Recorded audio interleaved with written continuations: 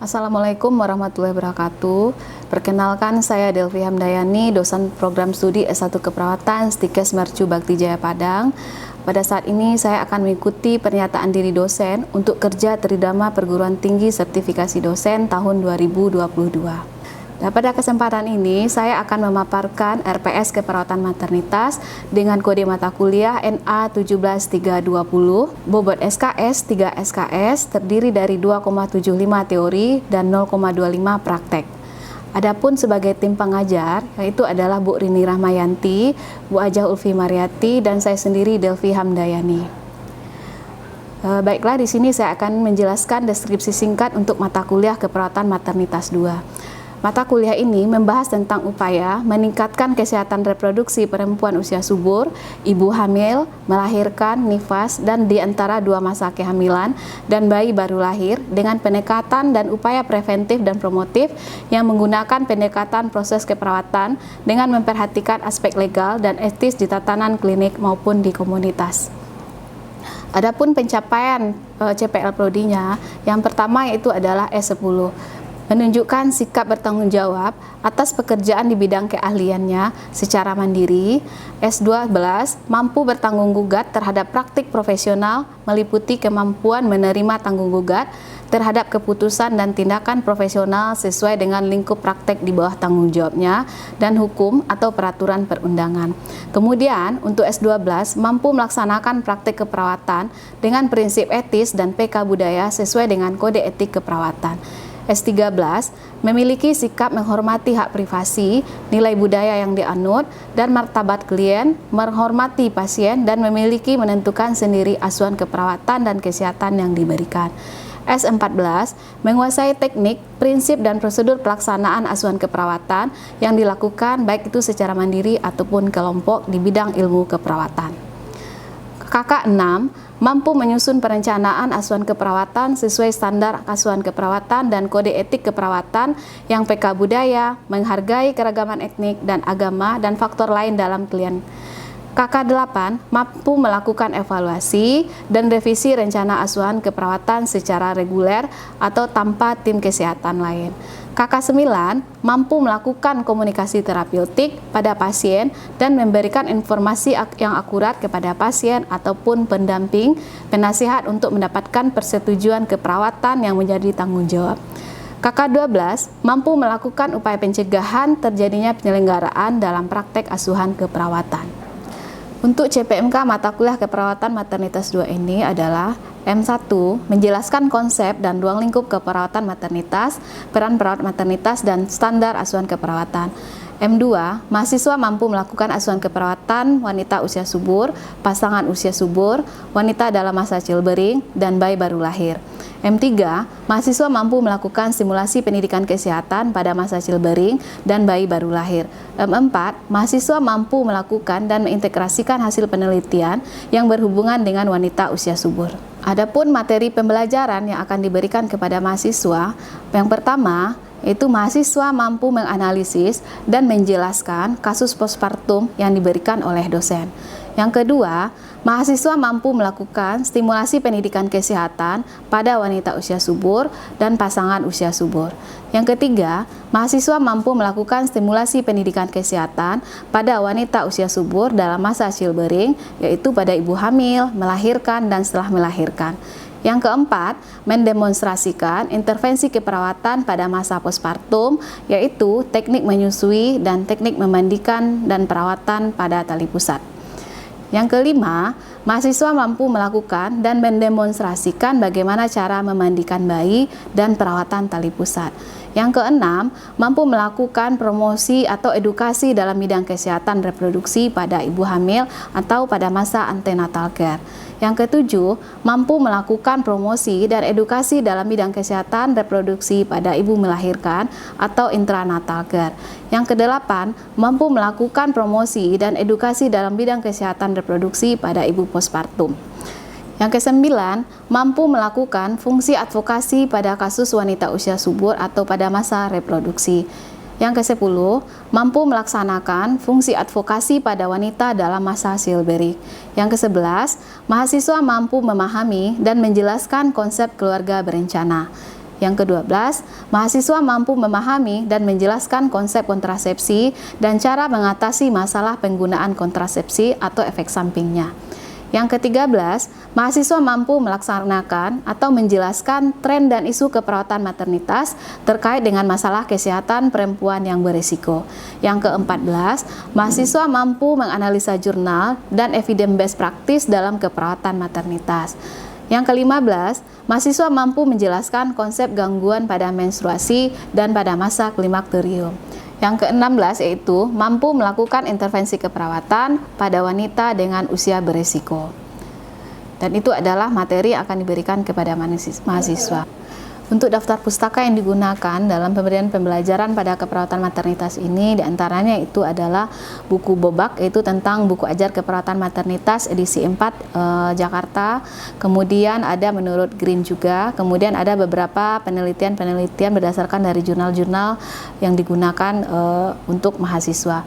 Kemudian untuk media pembelajaran di sini ada beberapa metode yang digunakan. Yang pertama itu adalah dengan media Zoom, kemudian dengan WA Group, Telegram, kemudian ada dengan Google Classroom, Edmodo, dan Google Meet, dan lain sebagainya.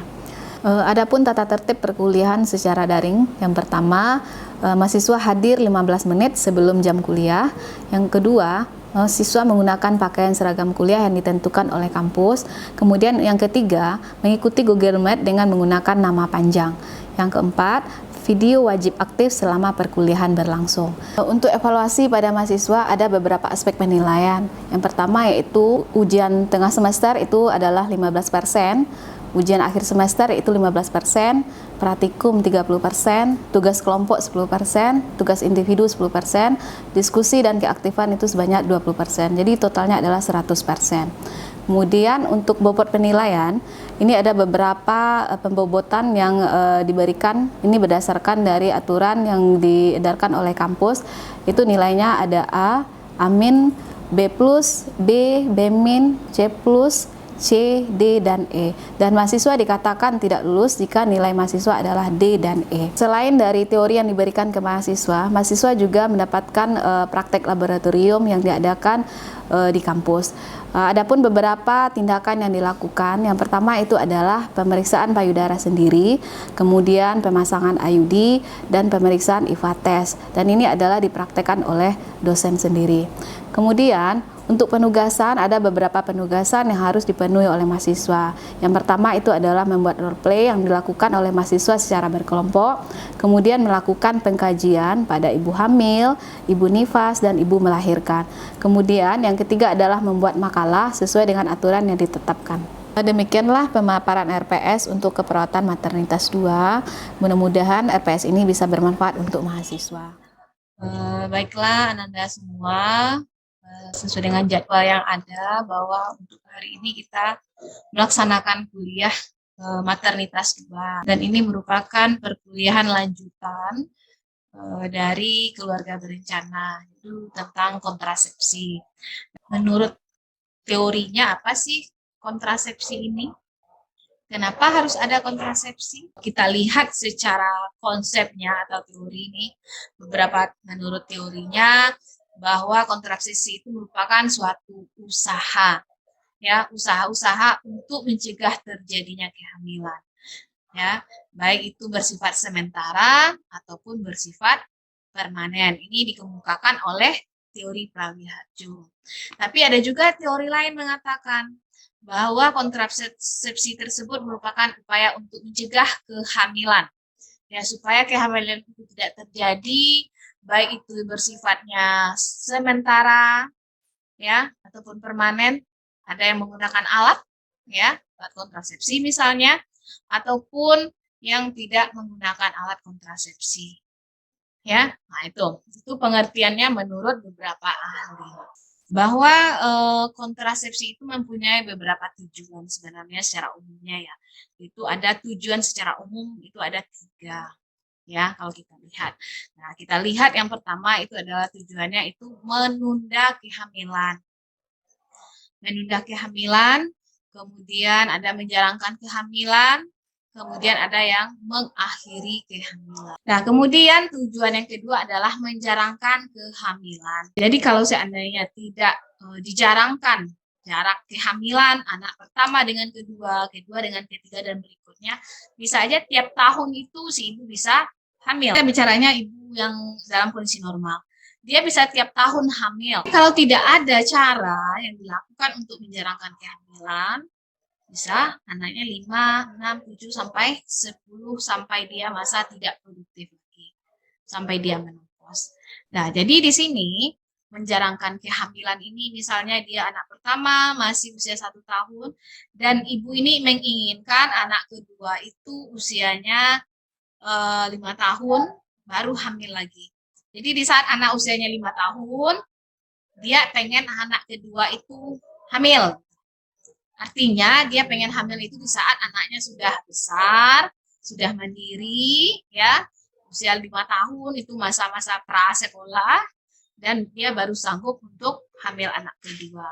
Itu artinya menjarakkan antara kehamilan anak pertama dengan anak kedua dan berikutnya. Kemudian yang ketiga untuk mengakhiri kesuburan. Nah, kalau dari kita lihat untuk kalimat mengakhiri kesuburan, berarti si ibu ini mempunyai kemungkinan besar itu tidak bisa untuk punya anak lagi. Nah, jadi kalau tidak bisa punya anak, terus gimana, Bu? Nah, berarti sebelumnya dia sudah punya anak. Tapi karena alasan tertentu, mungkin alasan kesehatan kah? Atau mungkin si ibu ini sudah terlalu banyak anaknya, atau mungkin dia tidak sanggup lagi untuk mempunyai anak. Karena bisa berisiko terhadap si ibu atau berisiko terhadap si calon bayinya. Ya, jadi disepakati kedua belah pihak antara si ibu dengan si bapak, ya, suami istri, bahwa dia sanggup untuk mengakhiri kesuburannya. Ya, ini bisa dilakukan oleh si ibu atau si bapak. Nah, ini ya untuk menunda kehamilan tadi seperti Ibu jelaskan bahwa untuk menunda kehamilan tersebut si ibu benar-benar harus siap. Nah, jadi ini ada beberapa kontrasepsi yang direkomendasikan. Salah satunya adalah pil KB, kemudian ada AKDR atau alat kontrasepsi dalam rahim. Kemudian ini usia ibunya ini memang usia di bawah 20 tahun ini. Dia merasa masih remaja, masih ingin pergi main-main, masih ingin walaupun dia sudah menikah, dia masih ingin menikmati masa pacaran bersama suaminya, misalnya, ya. Nah, itu untuk menunda kehamilan. Kemudian ada yang kedua tadi untuk menjarangkan kehamilan. Ini batas usia ibunya adalah usia produktif. Ya, usia di mana usia 20 sampai 30 tahun ini adalah masa-masa si ibu sangat produktif sekali. Jadi kalau dalam waktu 10 tahun ini si ibu tidak dilakukan suatu cara untuk menjarangkan kehamilan, berapa kira-kira jarak ini? Jarak 2 tahun aja ini berapa ini jumlah anak? Bisa 5 ya, minimal. Kalau dia setiap tahun, otomatis bisa 7, 8, bisa sampai 9. Ya. Jadi kalau si ibu itu berpikir juga tuh, apakah mungkin nih dalam waktu tiap tahun dia harus punya anak? Nah, gimana nanti? Belum lagi kondisi ekonomi ya, untuk saat sekarang ini. Kemudian belum lagi anak yang pertama belum mandiri, anak kedua mual muntah pula sekarang, ya. Lahir anak kedua, anak ketiga udah mulai hamil pula. Jadi nggak terbayang bagi si ibu gimana susahnya dalam mengurus anak-anaknya nanti. Jadi dia tuh makanya menjalankan kehamilannya. Kemudian memang mempunyai reversibilitas cukup tinggi. Nah, kemudian efektivitasnya juga cukup tinggi. Jadi diharapkan kontrasepsinya itu memang ibaratnya benar-benar bisa untuk menjarangkan kehamilan. Artinya kalau sudah pakai itu dia merasa aman untuk beberapa tahun. Ya, misalnya pakai IUD dalam waktu berapa tahun yang dia pakai. Ada yang 3 tahun, ada yang 5 tahun, ya.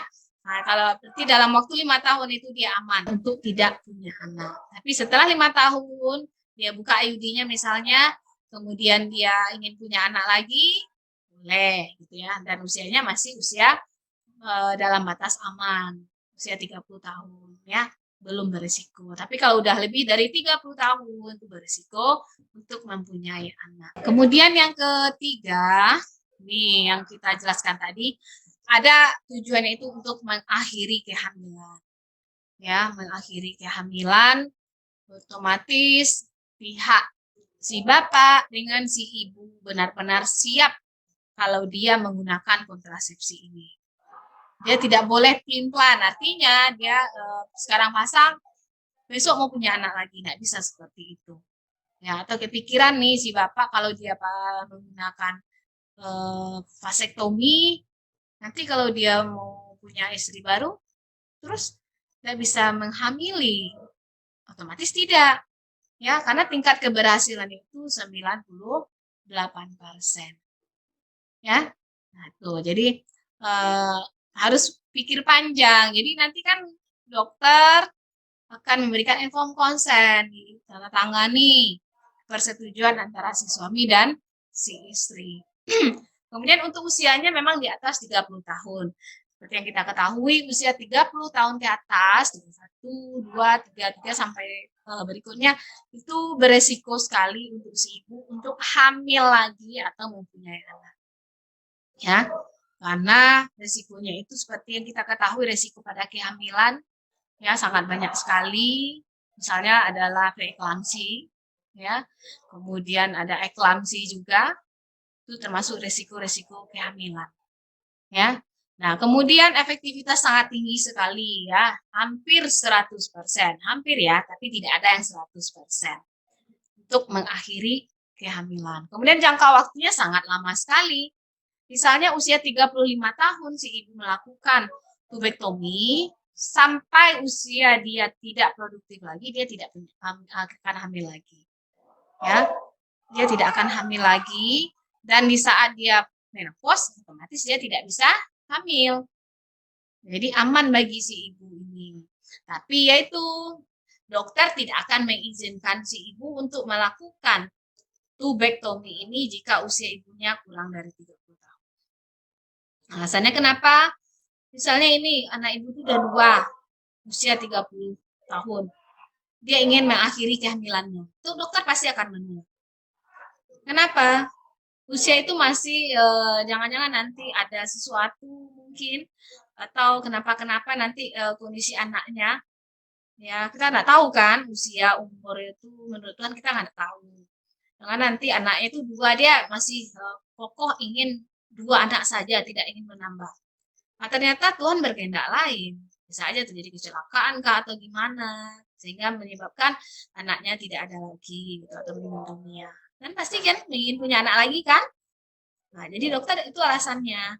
Nah, kemudian memang kalau seandainya anak 2 itu memang tidak diajukan kecuali ibu itu mempunyai riwayat penyakit. Kalau dia hamil, beresiko. Kalau enggak si ibu yang meninggal atau si bayinya yang meninggal. Jadi si ibu itu memang akan diberikan inform konsen, penjelasan oleh dokter. Jadi enggak bisa main-main kalau dengan mengakhiri kehamilan tersebut.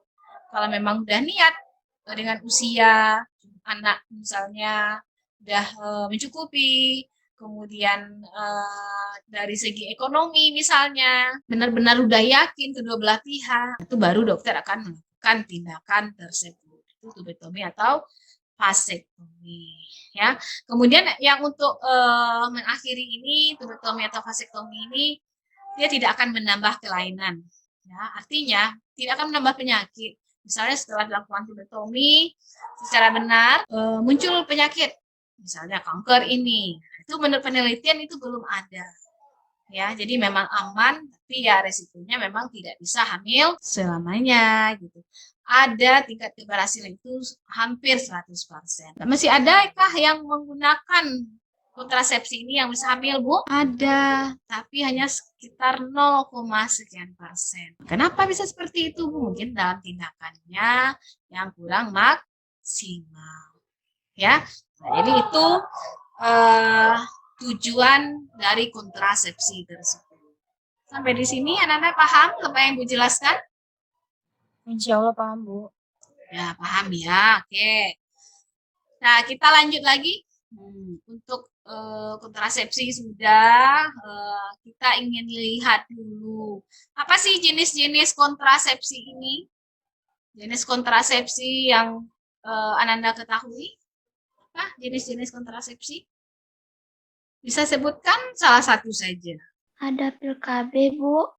Ada suntik KB, implan, IUD, kondom. Yud, terima kasih Yud. Jadi ada dijelaskan tadi ada pil ya, Yud menjelaskan ada kondom, ada KDR dan lain sebagainya ya. Benar sekali ya bahwa kontrasepsi itu ada beberapa jenisnya. Tapi dalam jenis tersebut berdasarkan klarifikasinya ada ya. Kita lihat. Nih, yang pertama kontrasepsi menurut ini pembagiannya ada kontrasepsi alamiah. Nah, kalau berbicara alami itu kira-kira seperti apa alat kontrasepsinya? Seperti metode kalender, Bu, bagi wanita. Ya, betul sekali ya. Nah, kemudian yang kedua, pembagian kontrasepsi itu ada secara mekanik. Nah, kalau untuk mekanik ini, penggunaan kontrasepsinya itu dengan menggunakan kondom. Jadi yang tadi itu alami, sekarang mekanik menggunakan alat itu kondom. Ya, jadi kondom ini terbuat dari bahan karet, latex, ya atau plastik. Resikonya bagi si ibu takutnya nanti ibu ini alergi, ya. Si bapaknya alergi dalam penggunaan karet misalnya. Tapi ada kontrasepsi yang terbuat dari kulit, ya. Nah, jadi itu beda lagi, mahal lagi harganya, ya. Nah, kemudian untuk kekurangannya apa? Dikhawatirkan kondomnya ini bocor, ya. Bapaknya merasa sudah pakai kondom, tapi kok bisa hamil istrinya? Jangan-jangan kondomnya bocor, terus gimana Bu? Apakah perlu ditiup dulu sebelum penggunaan? Ya, tidak perlu sih sebenarnya, tapi pastikan kondom yang kita pakai itu kualitasnya bagus ya, kemudian segelnya ada. Pas dibuka, pas mau dipakai saja. Ya. Kemudian ada namanya kontrasepsi hormon. Salah satunya adalah suntik ya. Kemudian ada namanya pil KB. Kemudian ada namanya implan. Itu masing-masing berbeda. Nah, kalau untuk suntik itu ada yang 3 bulan, ada yang 6 bulan. Kalau pil itu tiap hari, ya. Kemudian kalau penggunaannya itu berbeda-beda, takutnya dikhawatirkan ibunya lupa. Tanggal berapa ya suntiknya kemarin? Nah, karena lupanya itu nanti ibu-ibunya bisa hamil. Kita minum pilnya. Tadi udah apa belum ya? Jadi masing-masingnya itu ada kelebihan dan ada kekurangannya. Kemudian ada alat kontrasepsi AKDR. Nah, untuk alat kontrasepsi AKDR ini kontrasepsi yang dimasukkan dalam rahim ya, berupa IUD, spiral ya, pas di tengah rahim si ibu tersebut. Dan ini tanpa obat ini, dia hanya besi tembaga ya, yang ditaruh dalam rahim, dia nanti akan menghambat sperma itu masuk ke dalam rahim si ibu. Jadi tidak bisa terjadi pertemuan antara sel telur dengan sel sperma. Ya. Dan ini jangka waktunya sangat lama sekali, bisa 5 tahun ya, bisa 10 tahun. Nah, ini sebenarnya sangat aman sekali bagi si ibu. Dibandingkan dengan alat kontrasepsi lain, minimal sekali untuk masalahnya atau efek sampingnya. Ya, efek samping tersebut misalnya kayak menggunakan pil, badan bisa gemuk, muncul flek hitam pada wajah. Jadi itu jenis kontrasepsi. Oke. Nah, sampai di sini ada pertanyaan Ananda terkait kontrasepsi ini? Indah mau nanya, Bu, Ya, silakan Indah. apa ada efek samping dari kontrasepsi ini, Bu? Oke, Indah, terima kasih ya atas pertanyaannya. Ibu langsung jawab ya Indah dan teman-teman yang lain. Nah, kalau kita lihat dari jenis kontrasepsi ini ya, kontrasepsi alami, contohnya itu adalah sistem kalender. Apa komplikasinya, Bu? Sebenarnya dari kontrasepsi alami ini tidak ada efek sampingnya.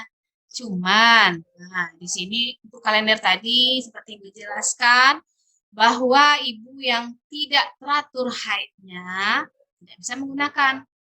Ya, siklus menstruasinya itu melebihi dari 35 hari. Kan normal itu kan 28 sampai 35. Ini ibunya berlebih, 3 bulan baru menstruasi, 3 bulan berikutnya baru menstruasi. Itu tidak bisa. Jadi ada indikasi beberapa ibu memang yang tidak bisa menggunakan kontrasepsi alami. Ya, kalau dari segi kesehatan tidak ada. Nah, untuk mekanik, kurangannya ada yang bocor tadi, kemudian alergi.